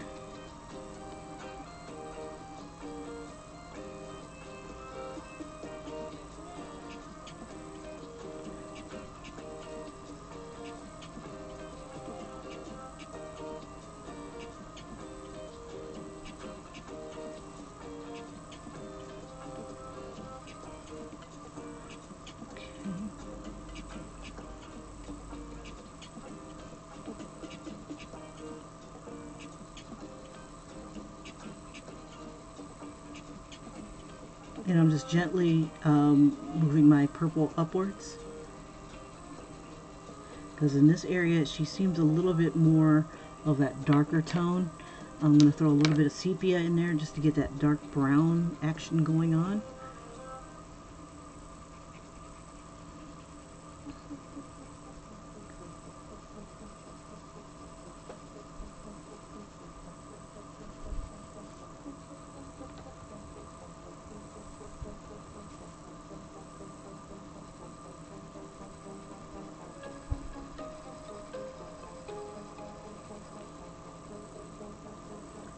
And just move some of this out the way.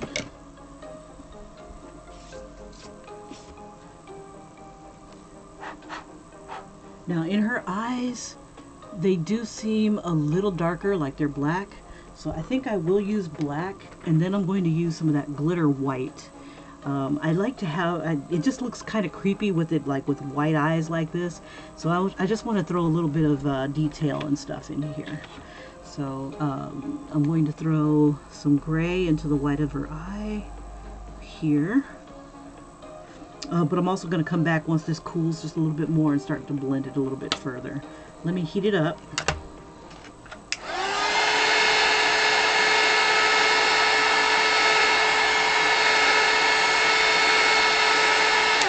Okay, and I still want to get more of that purple in here.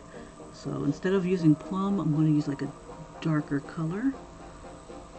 Just want it darker.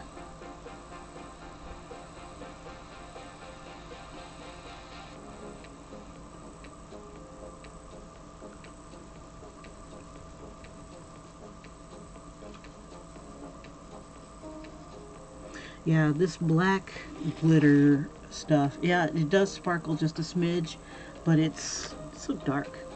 Okay, and I want a bit of the plum to kind of come up into this.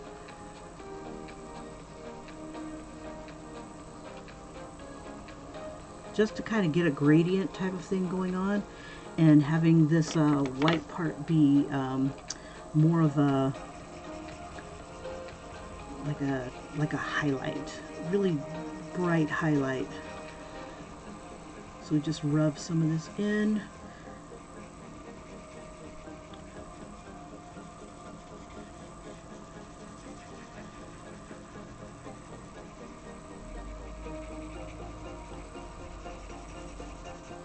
But I don't want it to mix too badly with the brown and stuff. Not too much.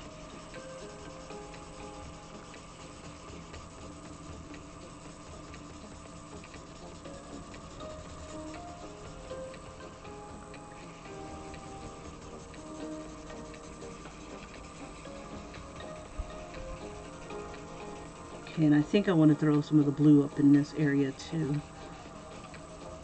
See how it's like nice and soft, just like a soft diffused light. And you can get that effect when you have a lot of crayon on here. Nice soft diffused light.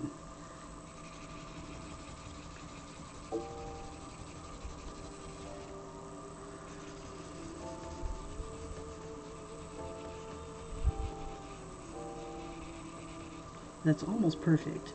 I like how soft it is. Just want to keep it that way.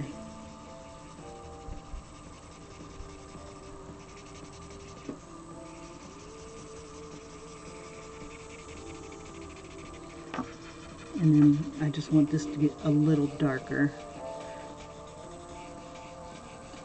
Okay. Now for this area here, it's not so bad.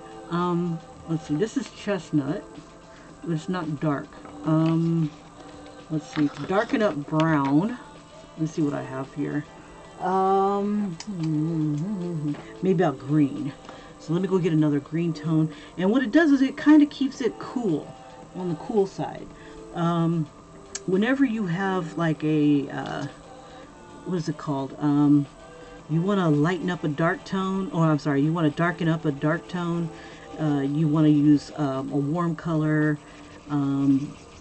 If you need to keep it like a cool tone, where it's got like mostly blues and things like that, kind of stay in that blue family. But if you need to darken it up just a smidge, just use another light tone. She does have like elements of kind of like a warm reddish type thing, and I see that kind of like with the plum here. I think I'm going to add what is this color here? Maroon. A little bit of maroon to it. So I'm going to throw a little bit of the reddish tone here, maybe a little here, a little on her nose, about like just a smidge. Let me get that deep dark brown action going here.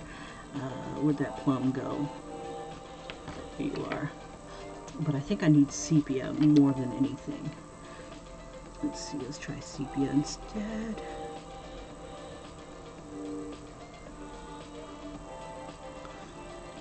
Let's see.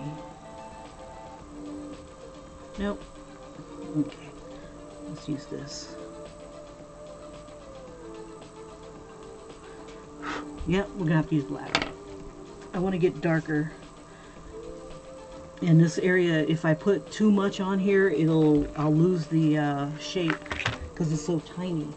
Dun, dun, dun, black, black, black, black, black, black, black. Aha.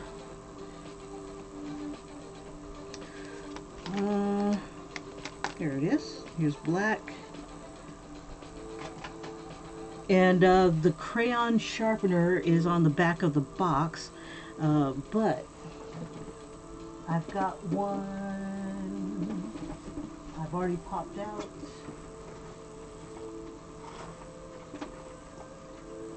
Let's see. What did I do with my little crayon guy? Oh boy, where'd he go? Yeah, I love the little crayon guy I have. I just gotta remember what I did with him. Let's see, just give me a second. I apologize. Making a long video already longer.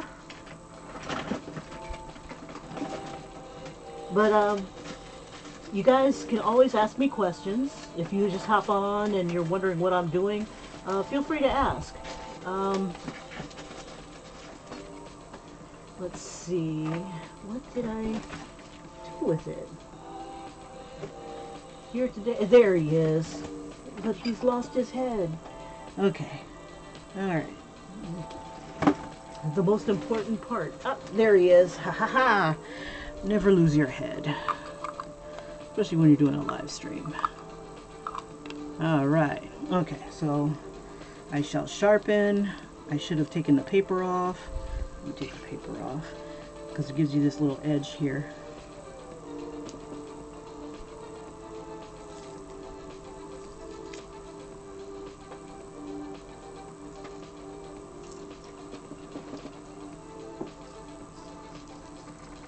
All right.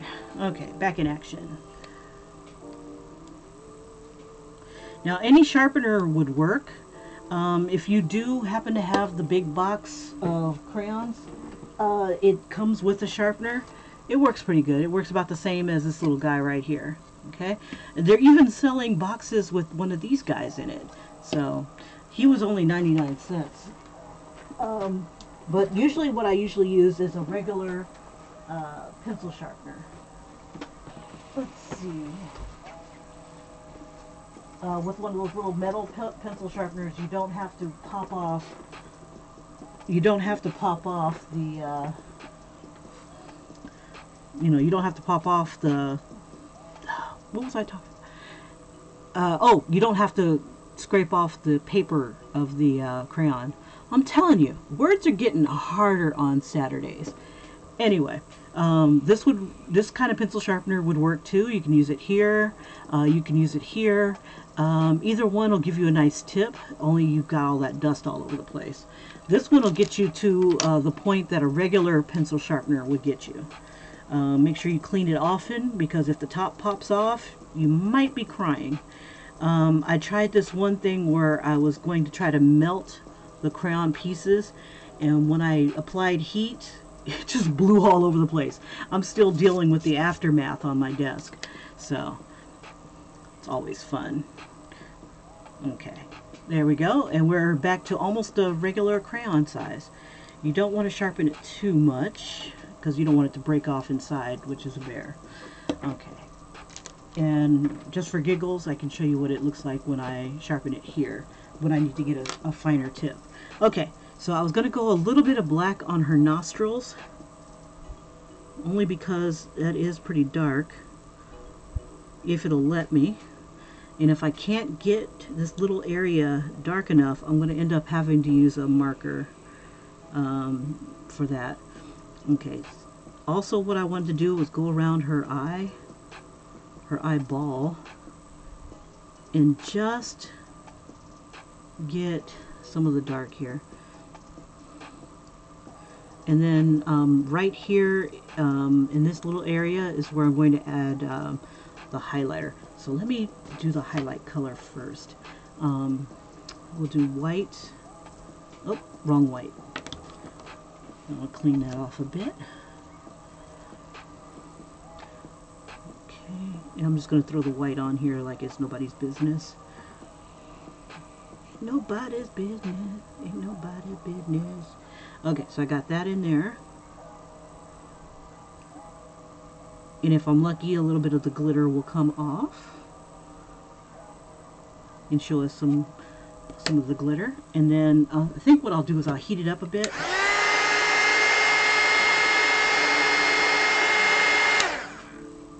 And then go ahead and add the color. If you find that your color is like, oh, it's not black enough, heat up the paper and see if you can get a little bit more black out. Or any color. If it's not coming out enough, or if it's coming out really light on your paper, try it. Try heating up that paper in that area for a few seconds and see if it'll work for you that way. Now I'm not going to throw the eyelashes on yet, because when I do, it'll smear, and I'm not ready for it to smear yet. So I'll give her a little bit of liner in both areas, so I kind of have an idea of where this is stopping and starting. Okay.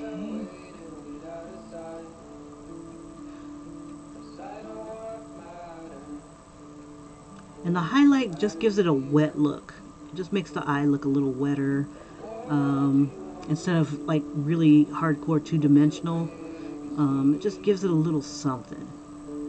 And a little bit of the black into the white gives it a like that gray tone. And if you need more of a highlight, we just melt in some more of that white. Okay, so these areas here are black. Right here in the fold, there's like some areas on the face that will be in shadow no matter what. Folds like that are usually in shadow. She's going to have some hardcore eyeliner. Okay. Some places around the lips will be dark. Let's see. We'll say this part right here. A little bit here.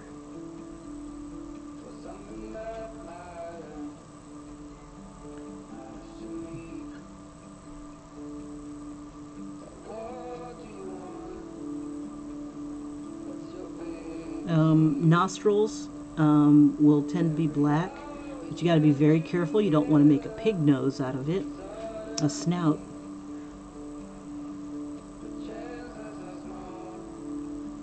Noses are lots of tones. You've got your highlight, you've got like a mid-tone. You may even have a shadow depending on how the light's hitting it. Okay, and then sometimes we have like a little line underneath the fold of the eye, depending on how the eye is looking. If it's looking down, then this fold gets created. But if you add it too low, it becomes like a, what's the word? When you're tired, it becomes like an eye bag. I mean, you don't want that. I don't want that. But then again, you know, depending on how she spends her time. Okay, so I'm trying to get little tick marks here for the eyebrows, but I think it might be a losing battle. Okay, so right here, I'm going to make that kind of like a highlight color. I'm going to use a little bit of the white, but I'm going to use the glitter white. Just enough to get this to kind of glow a bit. And I kind of like how it's kind of glowing. Their skin is very reflective.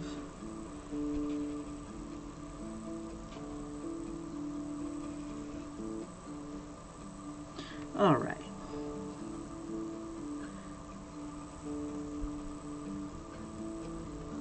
Let me just throw a little bit more here. Okay, so like I've added white, and it's not getting like as white as I'd like it to. Let's go ahead and melt it a bit. Just until you see the tip get a little wet. We just add a little bit here. I just want to lighten up that brown just a smidge. Get it that glowing look. We'll put a little bit on her nose. Right here. And she's got like very little highlight. And then it kind of just fades into the glow. She's got a bit of a glow here. And this is like a darker brown. And just for giggles, we'll toss some on her lips in the highlighted area. So like about in this area right here.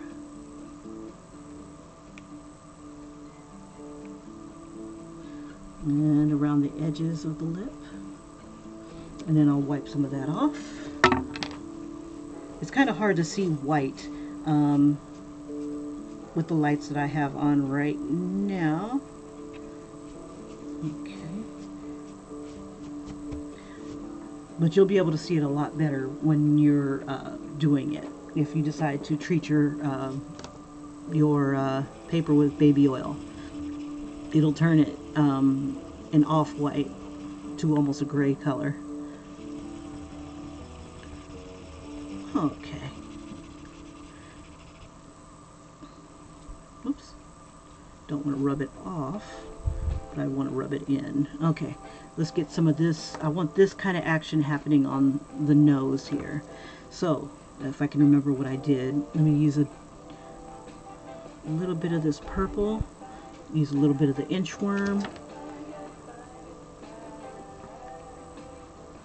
You just gotta be careful not to go overboard. We got a little bit of the inchworm here. We need that plum.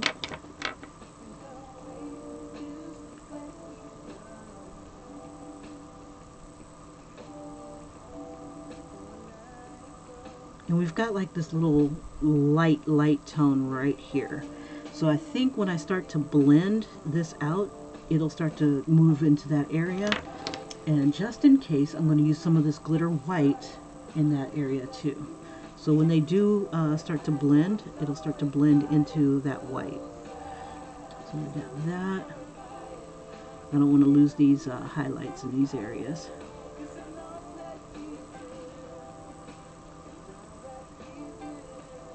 Okay, and then it goes back down to brown. Okay.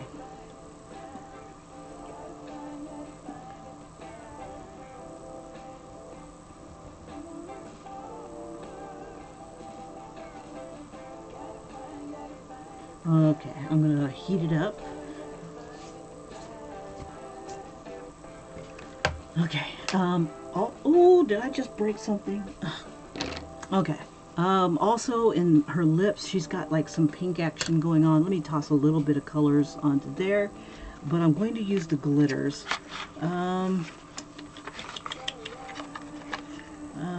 Let's see. She's got pink going on. She's got a little bit of purple, and then the rest is kind of like a deeper, darker purple. Okay, so let me throw that on here where I see pink. Oh, let me heat it up real quick.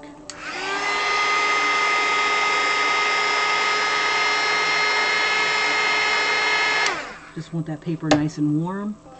We'll throw a little bit of white in the highlight. And if you end up like putting too much of the white in, you know, when you just meant to do a little bit, it's okay. You can go right on over it.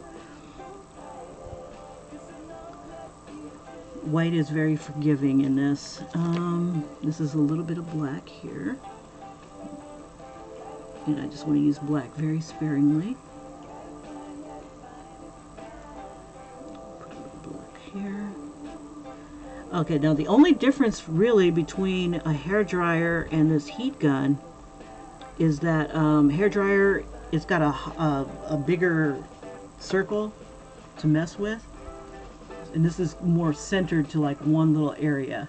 That's the only difference between using that and using the hot air gun. I do like the hot air gun though, and just that way if one of them breaks, I don't have to use a hot air gun to burn my hair. Not that I do that. I kind of let it dry naturally, but you know, that's me. Right tool, right job, right? Great. Okay, all right. We'll put a little bit of dark here. That's inside of her mouth. Okay, we'll use a little bit of brown. How much brown? It should be a dark brown. Or the purple. Trying to gauge which colors I need to do the deal. I think I'll just end up using the plum. She's a plum kind of chick. Okay, and just giving that more of an outline. Now if you need to, you can always keep your source image underneath your paper. If your treated paper is still kind of wet, your source image will get wet too. So you just got to keep that in mind as well. So either use plastic for protection, wrap it up, you know, or just have that plastic as kind of like a barrier type of thing. She's got some really interesting lips, and that's pretty much why I wanted to draw this girl. She's got a very fascinating face, not one that I've drawn often. And let's see, so I do love the colors in her face. And I'm just trying to capture as much as I can.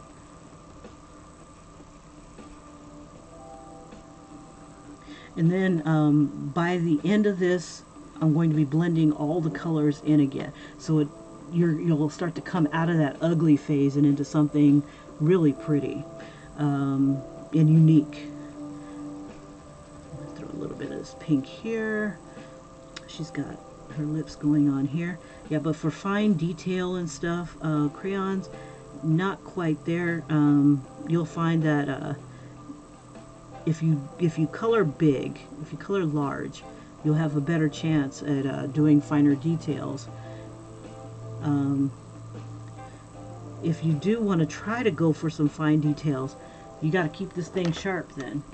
So I'm going to try to sharpen this and see if I can get a decent tip without breaking it completely.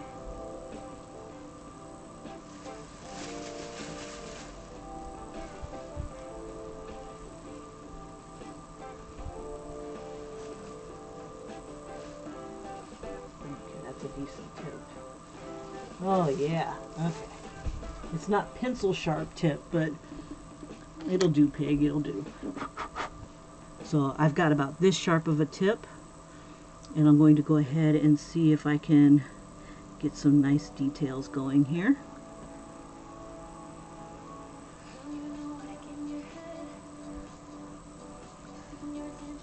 And if you can't, it's not the end of the world, because we've got, if you've got Crayola markers, you can always just get the colors that you want and then use the markers to go ahead and add that sharpness. But I think this is working okay.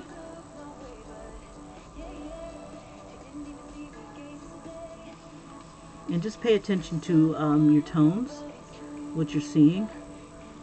Like this is all, her teeth are in here, and they're in like this really heavy shadow.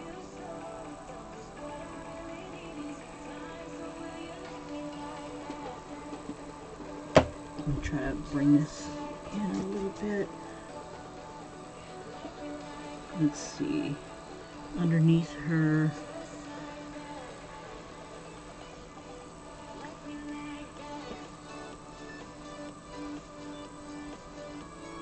Here.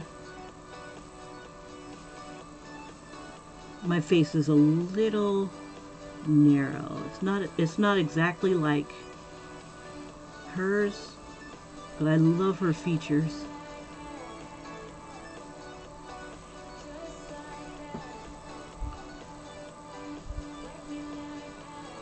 Just enough to inspire me.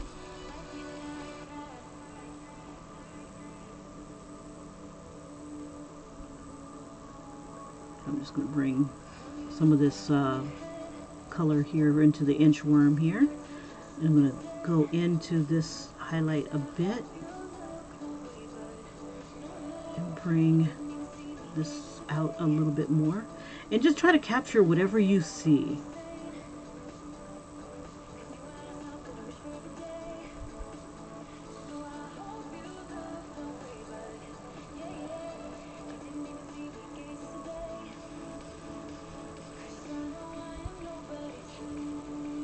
Yeah, my picture looks a little bit, or my rendition of the face looks a little bit more mature than her. She looks like a little girl in this picture.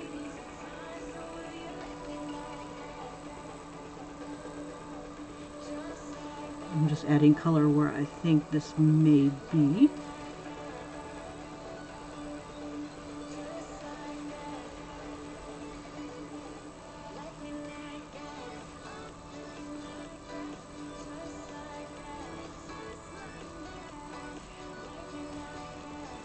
Okay, so far it's been 2 hours working on this. And this is real time. If sped up, you know, it could be like 5 minutes, but you wouldn't get to see how I've made some of these choices. Okay, I'm going to throw some more of that blue in here. I'm going to start heating this up.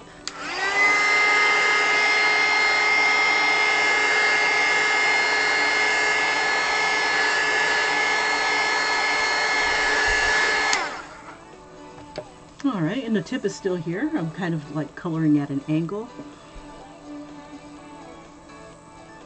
Yeah, I'm going to need to add a little bit of inchworm here. Inchworm and some of that other color, whatever I used here.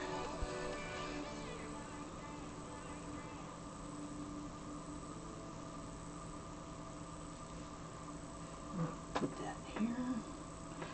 I'm just trying to blend everybody together just a bit.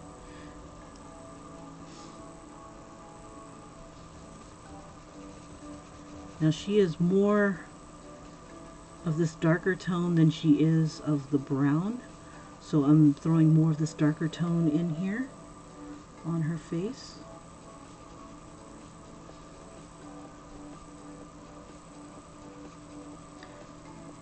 And I'm going to throw more of that blue. Just a little.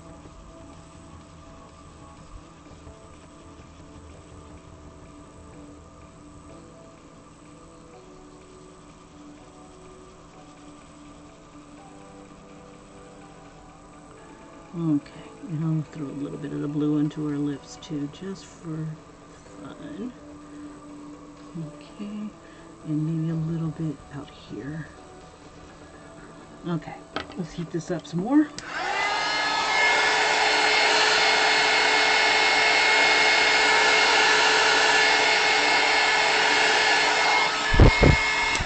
Okay, let's throw some inchworm all over the place here where it's darker.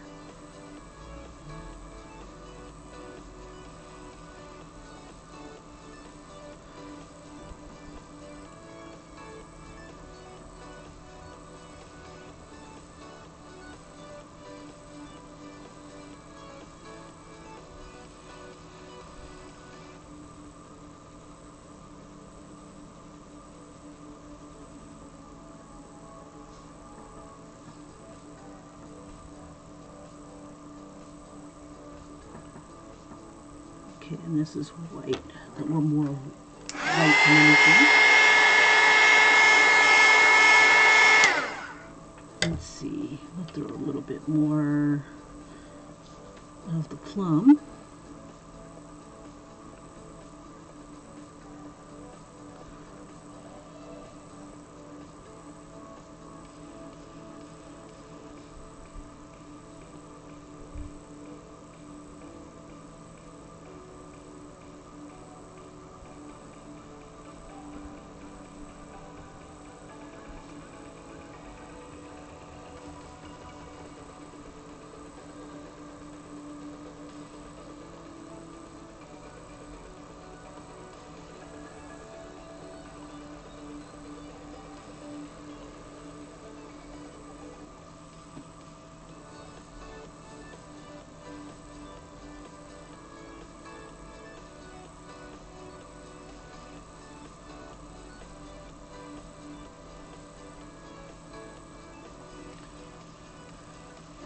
Heat it up some more.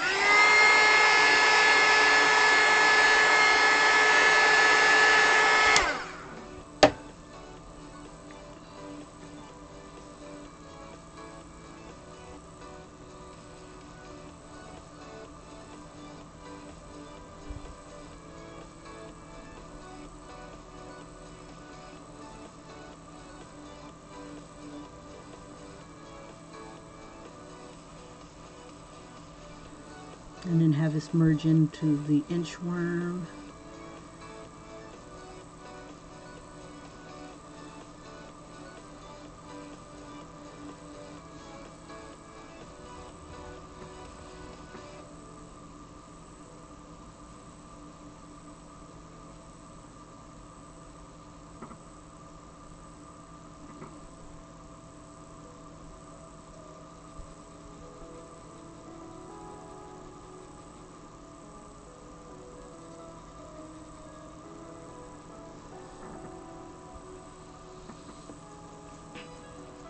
Okay, so for giggles, I'm going to toss in a little bit more of this royal purple. Let's see if that'll make it a little darker. And if that doesn't work, I'm going to go ahead and go for the black. Go for the black.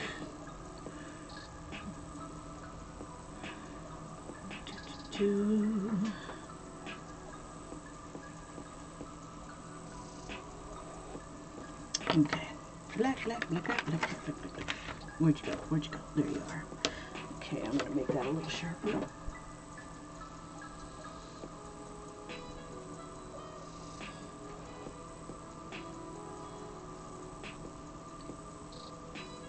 Okay. Beautiful. That's my black there.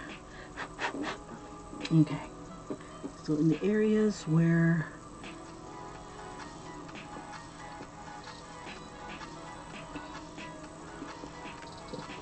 okay, I apologize. Give me one quick second.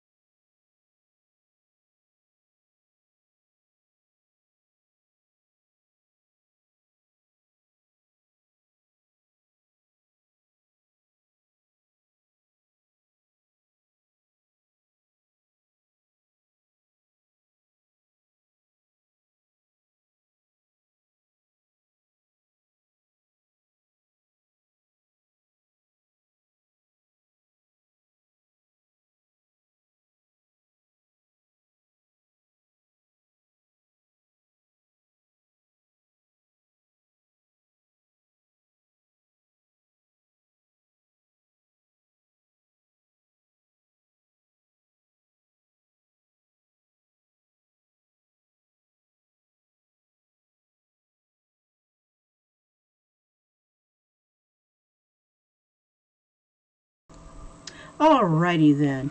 So right now I'm at a good stopping point. This is going to be part of part 1, and then I'll come back with part 2, and we'll go ahead and finish this up.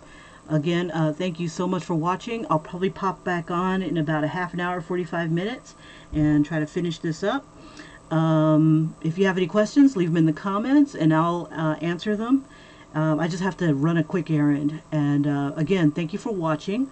So far, we've used almost all of these crayons. almost all of them. And then we'll have some fun with the clocks and stuff. But I think in order to get a lot more of the detail, I might move on to using colored pencils or the markers. So I'll be back in a bit, and see if you can digest some of that. I'm almost done with the face. I think basically what I need to do is just tie all the colors in, get them all to merge in together, get more of this to be more of a purplish, diffused white, or diffused blue, and just get it all blending. So again, thank you for watching, and I'll see you in a bit. Bye-bye. And here's where we are so far.